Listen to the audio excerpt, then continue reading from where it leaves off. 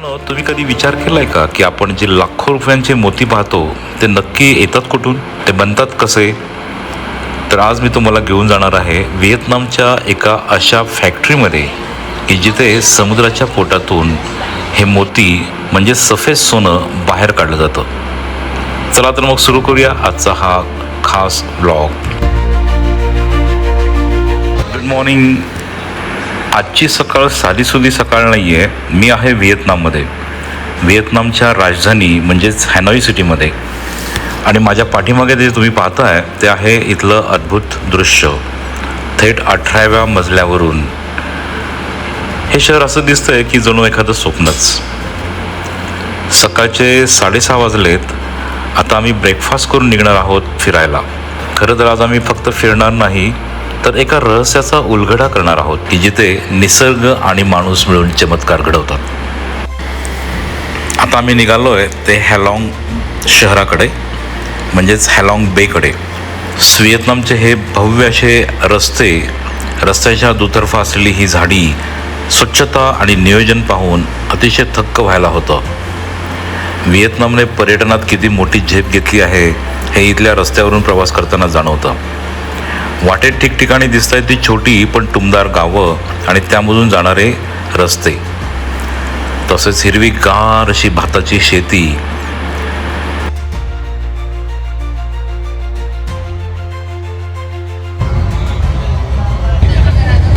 हे तुम्हाला दिसतंय ते दृश्य आहे भव्य हॅनॉई पोर्ट. छोट्या छोट्या चुनखडीच्या टेकड्या दिसायला लागलेल्या आहेत. त्यानंतर पुढे ते समुद्रामध्ये देखील अशा मोठ्या मोठ्या टेकड्या दिसतात की ज्याचा प्रवास आम्ही पुढच्या भागात करणार आहोत. आम्ही आता येऊन पोहोचलोय जवळपास.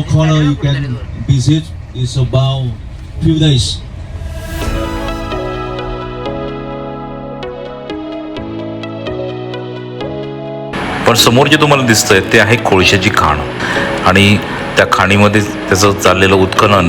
या ठिकाणी दिसणारे ते हजारो डंपर जे आहेत ते शांतपणे ह्या खाणीचं काम करतायत.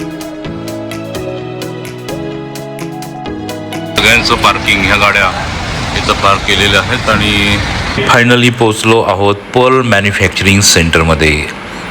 इथे आल्यानंतर जाणवलं की ही एक फॅक्टरी नाही तर ही एक प्रयोगशाळाच आहे.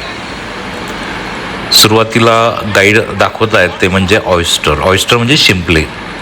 आणि ह्या शिंपल्यामध्ये मोती कसे रुजवले जातात त्याची ही सुरुवातीची प्रक्रिया. आणि इथल्या प्रत्येक गोष्टीत अतिशय शिस्त आणि नैसर्गिक पद्धत दिसते.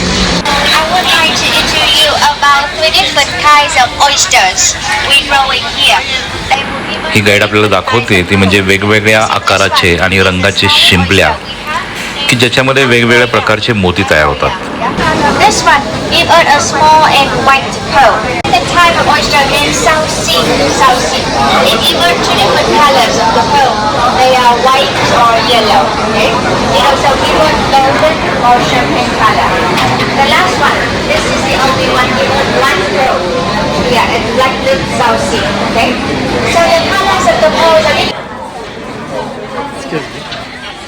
You know, there are two steps of making pearl. This is step number 1.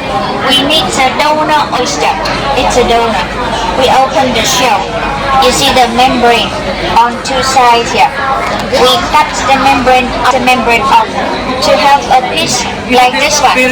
Yeah, the membrane like this. The rest of the oyster go to the kitchen for food. Okay.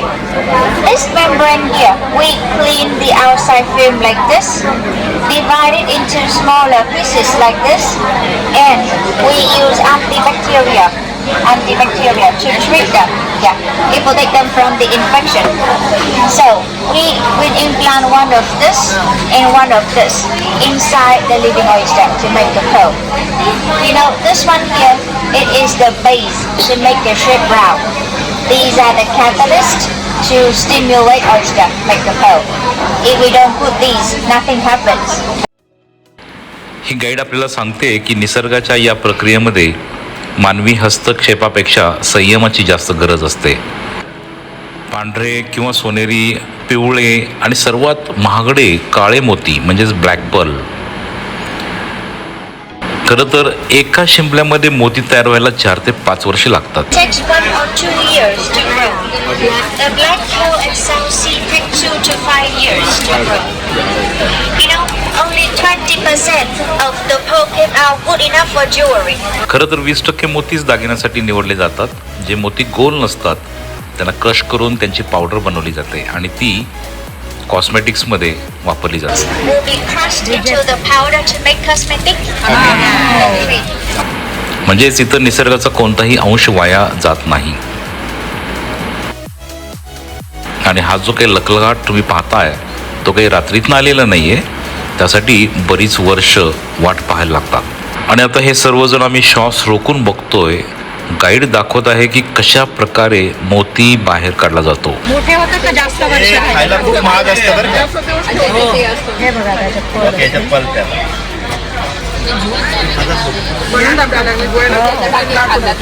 याला आपण फुगे म्हणतो. हा हेच बघायचं. बापरे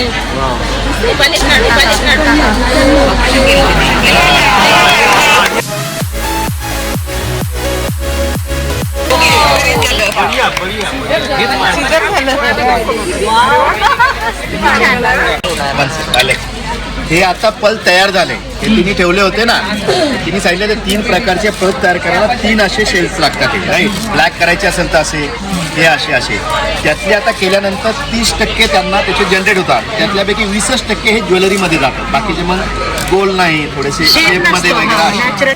प्रक्रिया पाहिल्यानंतर आमचे डोळे पांढरे झालेच, पण त्याचबरोबर आता या ठिकाणी असणाऱ्या दागिन्यांची चमक पाहून तुमचे देखील डोळे दिपून जातील.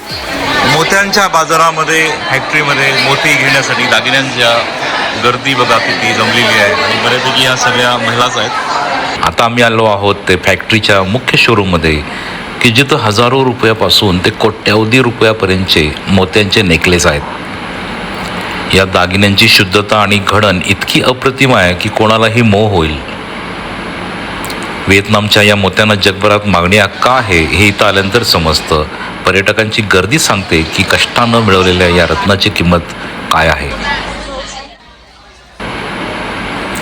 तर मित्रांनो, असा होता हा मोत्यांचा प्रवास. समुद्राच्या तळापासून ते एखाद्या राणीच्या गळ्यातल्या हारापर्यंतचा हा प्रवास खरोखरच थक्क करणार आहे.